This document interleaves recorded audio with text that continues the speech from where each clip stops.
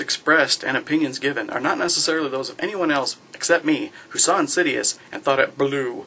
Alright, so I know I'm in trouble right away when I go to Redbox and I rent it, and the box spits it out from the back, and it stinks like poo. But I take it home anyway. So I take it home, I stick it in, and for, I don't know, about 37 minutes, Insidious! The title credit comes on with these Roman letters, and it's opera, so it must be scary, because it's got a lot of high-pitched songs. And this thing stays on there for so long, I get up, I got a pop. I came back down, I ordered a pizza, the pizza guy came, he's like, oh, you watching Insidious? I'm like, yeah, you want to watch it? No, man, that movie sucks. So finally, that stopped rolling, and then there's more credits, and these credits go on, and so I finally figured out they put these credits at the beginning of the film because everyone's probably walked out before the end, so they want to see who made it, or as I like to call, who to blame. So it starts out with this boring family, which I started to think, why are hauntings always with boring families? How come it's never like a couple of furries that live together, or like a group of dwarves, or like an S&M couple? Hey, we got a haunting, sweet!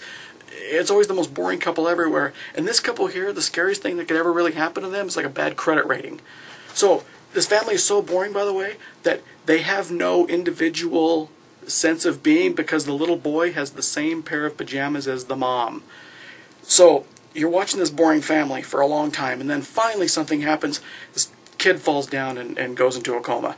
So he falls down just because I don't know, he's clumsy or whatever. So they take him to the hospital, and they're like, you know, doctor, what are we going to do? You know, our kid's in a coma, and the doctor's like, well, I don't know what to do. We don't know what's going on. Then you suck because House could have found out in about 10 minutes. So they take this kid home, and basically then nothing happens. The kid's sitting at the hospital, and the mom's downstairs, and she's got the baby monitor, and she's like, well, that's weird. I hear some scary noises coming from my baby's monitor. Well, he's all the way up there, and that's a lot of stairs, so I'll just keep listening. Huh, that's a man's voice. Oh, it sounds scary. Oh, now he sounds really mad. Man, I'm good thing my child is way up there with this voice, and I'm down here listening, because I've got this baby monitor. Wow, he sounds mad. Oh, I better run upstairs. So she runs upstairs, and there's nothing there. So finally later on, they bring the kid back home because the hospital's like, dude, seriously, we have no idea what to do with him. So the kid's laying there in the coma bed, and the nurse is trying to tell the mom, okay, now when you do this, if you want your kid to, like, you know, live, here's some cords, and I put this here for the air hose, and then I do this, and I do this, because, you know, if you don't do this, your kid may not live. And the mom's sitting there, and she hears the nurse's voice inside her head echoing like somebody screaming in a barrel. And it's like, yeah, I'm going to go downstairs in my brown room and my brown piano with my gray sweater and play a depressing song on the piano for a little bit, if that's all right. So she leaves. So later on, the mom's cleaning up the kid's room, and she changes the sheets, and she sees this giant bloody handprint on the sheet. Giant bloody red handprint. So the dad comes home. So you're thinking, okay, finally, man, something's going to happen, you know. So the dad comes home, and she's like, hey, a lot of things happened to me that the audience didn't really see that I'm going to tell you about. What about the bloody hand? So I think we should not live here. Tell him about the bloody hand. So I think maybe we should move because a lot of things are happening. Tell him about the bloody hand! No, I shouldn't tell him about the bloody hand. So the dad's like, yeah, sure, you know, I'll take your word for it. So they get another house, which is totally acceptable. Because if you call any realtor and go, hey, you know, my house is haunted, they're like, oh, it happens all the time. Can I have another one? Oh, yeah, you bet. So they give him another house. So they're opening up all this stuff, and you see the dad's mom is there. So she's helping him unpack. She's like, oh, yeah, you know, it's really great you guys are closer together. So not a day goes by, and a little kid goes running through the house. You know, the family's got another kid, but he's unimportant. He got scared once, and that's the end of that. So the mom's running around going, who is that weird, scary kid running around my house? So she chases after the kid, and she finds him. He leaps out at her, physically leaps out at her like a cat, and goes racing down. Oh, that was weird. So, I don't know, that happens all the time at my house. It's the neighbor's kids. They're looking for my kids. So blow it off, lady. But she can't blow it off. So, later on, the mom comes back. They're talking, and she's like, you know, it's really weird. I had this dream that this demon wanted to, like, kill your kid. As if on cue, rumble, rumble, rumble from upstairs. So everybody goes running upstairs, and the dad beats them all, you know, like, I don't want you to find my stash of porn that I keep in my kid's room. So he runs upstairs first. He opens up the door, and there's their coma kid on the floor, and there's papers coming everywhere because apparently this is where they keep all their important documents, and there's blood red prints all over the house. Oh my gosh, what do we do? So then later on, the girl's like, well, you know, we should invite a psychic over because your mom knows one conveniently. So this convenient psychic comes over, and she's like, well, okay, here's the deal, is your kid is in the further. How I wish I made that up. Your kid is in the what I call the further, which is kind of like the nearer, but it's not the furthest. It's the further, which is not, it's technical. So your kid can astral project, and that's where he is. This is the part where the dad snaps. You know what? I've had it. I've seen a lot of stuff, but I don't believe in ghosts, and you're a fraud, and these two guys that you picked up from Taco Bell that are supposed to be parapsychologists who have equipment from 1963, I don't believe any of you. Come on, please, we gotta help our kid. Fine. So he gives in immediately. So they're sitting around, and the parapsychologists from Taco Bell, they're walking around, and the one guy, I kid you not, pulls out a Viewmaster. Is that a Viewmaster? No, it's highly technical. It's how I look at infrared.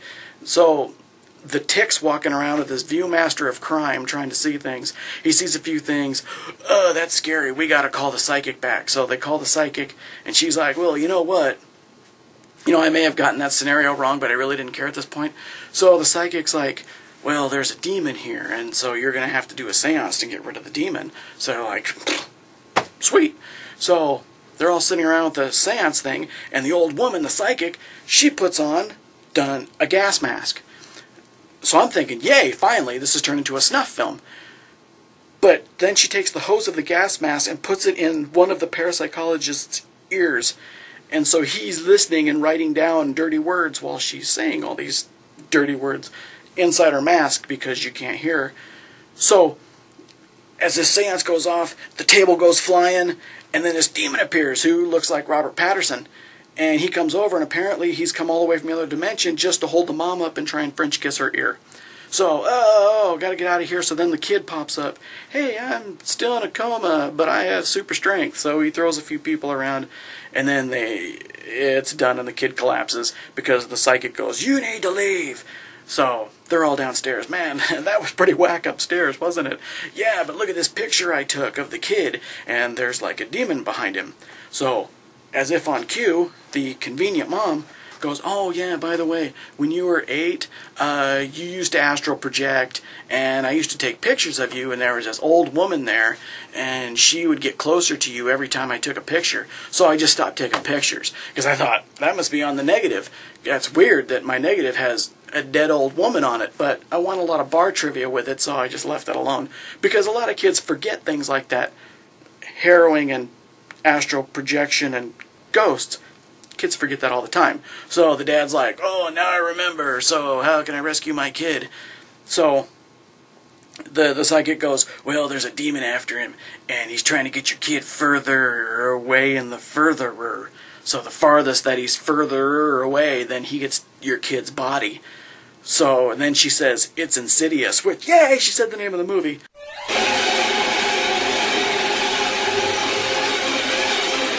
So the dad's like, well, I'm gonna astral project, and I'm gonna get my kid. So he sits in a chair, and they hypnotize him, and he goes off into the astral world just like that.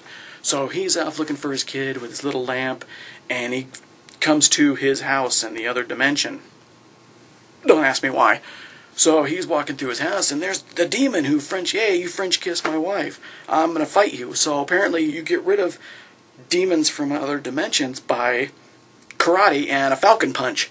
So falcon punch, and the demon goes flying, and so, oh, I found my kid. No, Dad, there's the demon up there, and he's watching me. He has me locked up, because if you lock somebody up, that's how you get them farther away from their body.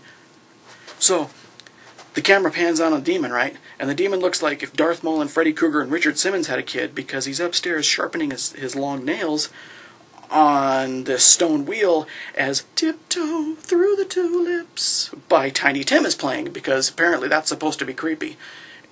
It'd be creepy enough if, you went next door and your friend's like, why are you listening to Tiny Tim? Because it's creepy. So you see the demon whose face looks like Darth Maul. That's scary. So he's like, "Urgh," and he jumps down and goes, "Hey," and his breath apparently blows the dad away. But the dad grabs his kid and goes, we got to get out of here. So the demon's like, oh, that's my kid, and I'm stuck here, and this sucks because this is the only record I have. So he goes after him. So the dad's trying to get through all these ghosts that are like touching him and everything, which apparently aren't really a problem. It's more of a nuisance, like when you're trying to get through a crowd to the beer stand at a ballpark. So they just kind of get out of the way. So finally he gets back, right? Well, then at the house, ghosts are appearing in physical bodies, which doesn't make sense because they wanted a physical body, and now they have one, so now they're zombie ghosts. So they're walking, we got to get the dad back. So the dad, hey, I'm back. And so they're like, oh, let's go upstairs and check on the kid. And the kid's running away from the demon, but then you don't really find out why he's back. Hey, he's back. So finally they're all back and they're all huggy. And you're thinking, yes, now this crappy movie is over. I can leave. Why are we still hanging around waiting for these people? Why am I still interested in their lives? Oh, please, please, no. So then the psychic's like, hey, you look different. I'm going to take your picture. Because taking the dad's picture as a kid, that was turning out great, so I'll take one more. So she takes a picture. Ah, it's an old woman. Why'd you take my picture? So then the dad chokes the psychic and she's dead. And then the mom goes, I heard a strange noise. I'm going to go in the other room. So she goes in the other room and like that. And then that's the end. So the scariest part is Insidious. Because we're going to do it again because we worked out the first time on the title credit, blah, high opera music, which sucked. And that's the end. And set it up for a sequel, which makes me sad. So anyway, that's my movie review of Insidious. Please don't watch it alone or at all. Thank you.